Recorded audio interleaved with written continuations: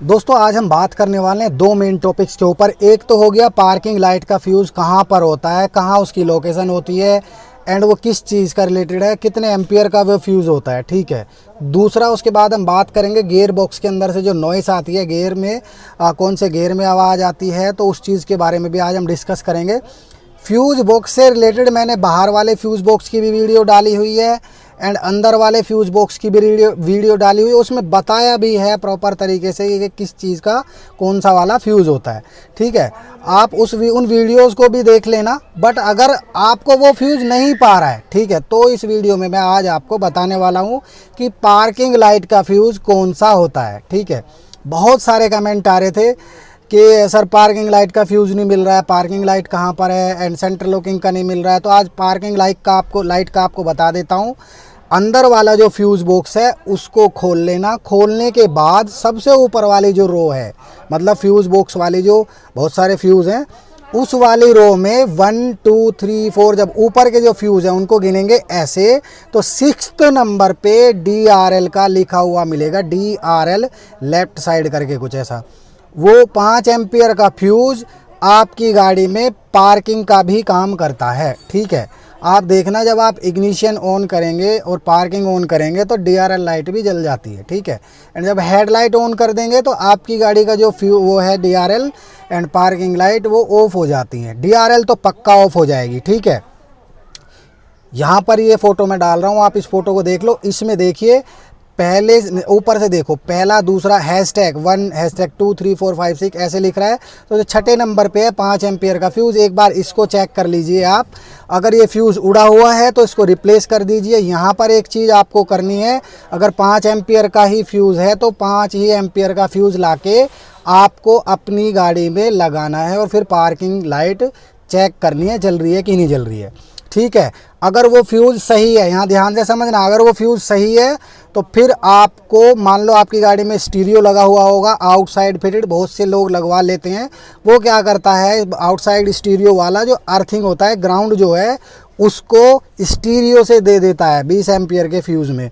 ठीक है, जब वो स्टीरियो का फ्यूज़ उस पर लग जाता है, वो अर्थिंग स्टीरियो में आ जाती है, तो पार्किंग लाइट के सारे फ्यूज़ उड़ जाते हैं। मतलब फ्यूज़ तो बचा रहता है, शायद नहीं, फ्यूज़ भी उड़ जाता है एंड पार्किंग लाइट के जो बल्ब हैं चारों, पीछे वाली लाइटों में, टेल लाइटों में, आगे वाली लाइटों में, वो सारे फ्यूज़ उड़ जाते हैं।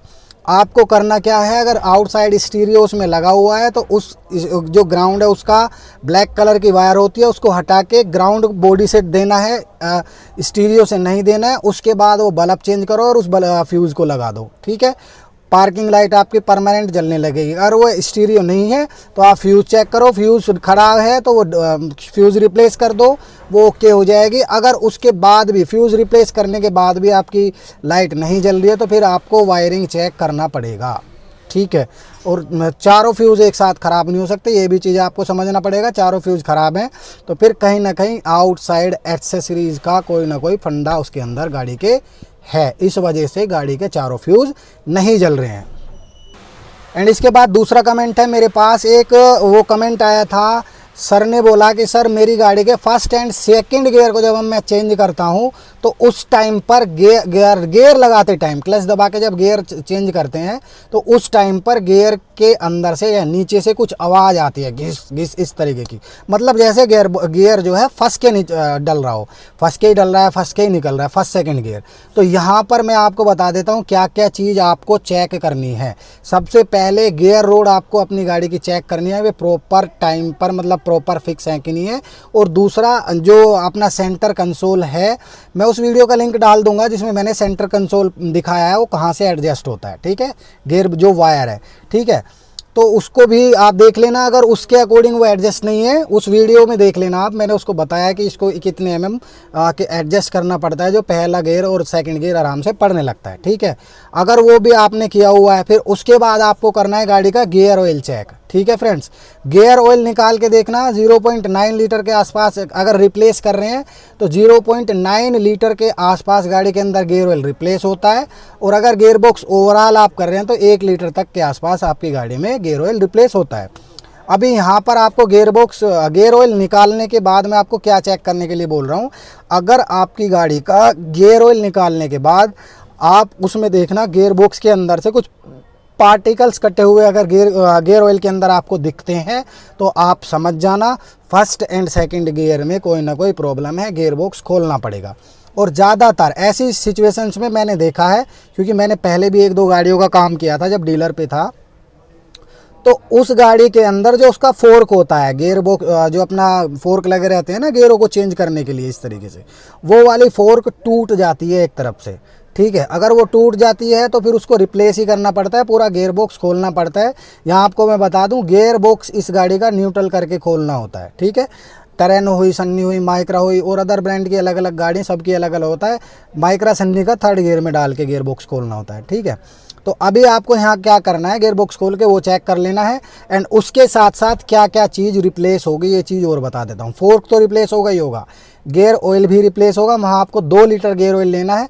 ये चीज़ में मैं आप बता दूँ, क्वांटिटी आती है 1 लीटर जब हम गियर बॉक्स ओवरऑल करते हैं, पर यहाँ क्वांटिटी 2 लीटर क्यों बता रहा हूँ ये भी चीज़ बताऊँगा। पर इससे पहले पार्ट क्या रिप्लेस होगा ये चीज़ मैं बता देता हूँ। फोर्क तो अपनी गाड़ी का रिप्लेस हो ही गया, वो तो 100% मिलेगा ही, वो या तो वो घिसा हुआ मिलेगा, है ना, या फिर वो टूटा हुआ मिलेगा।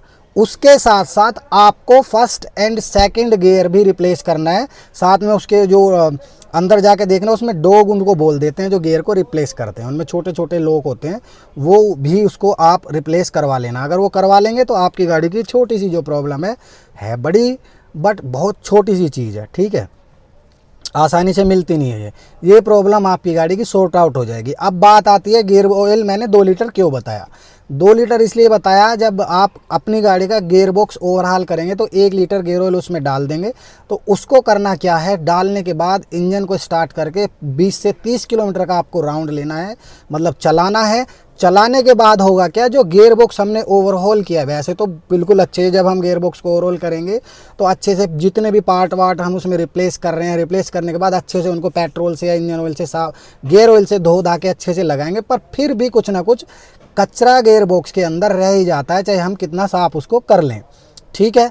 सीधी सी बात है, आपने देखा होगा जब आपकी गाड़ी का या किसी गाड़ी का इंजन ओवरहाल होता है तो उसके बाद बोला ये जाता है कि आप 1000 किलोमीटर के बाद आ जाना इंजन ऑयल फिल्टर रिप्लेस कराने। वो इसीलिए बोला जाता है कि इंजन के अंदर थोड़ा बहुत जो कचरा रह गया होगा वो आप 1000 किलोमीटर पे जब आएंगे तो इंजन ऑयल उस सारे कचरे को नीचे खींच लेगा, ऑयल फिल्टर रिप्लेस होके आपके इंजन में कोई आगे इन फ्यूचर कोई प्रॉब्लम नहीं होगी। यही चीज़ यहाँ इंप्लीमेंट होती है। 1 लीटर गियर ऑयल डल जाएगा, उसको चलाओ थोड़ा सा 20, 30, 40 किलोमीटर, चलाने के बाद उस गियर ऑयल को दोबारा रिप्लेस करो। जो पुराना उसके अंदर जो गियर ऑयल है वो ख़राब हो चुका होगा, इसीलिए बोल रहा हूँ कि 2 लीटर गियर ऑयल डाला जाता है, ठीक है। तो दोस्तों यही था इस वीडियो में। फ्यूज़ बॉक्स के लिए वीडियो आप देख लेना। एंड वीडियो के अंदर आपको कोई भी चीज़ आपको अच्छी लगी हो कि फ्यूज़ बॉक्स में यहाँ पर ये चीज़ करनी थी, यहाँ पर इस चीज़ का ये फ्यूज़ बॉक्स है।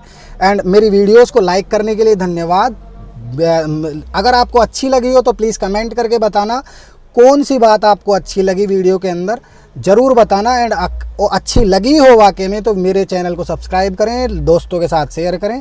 मेरी वीडियोस को लाइक करने के लिए धन्यवाद, चैनल को सब्सक्राइब करने के लिए आप सभी का बहुत बहुत धन्यवाद, तहे दिल से शुक्रिया। Thank you so much and जय हिंद, जय भारत।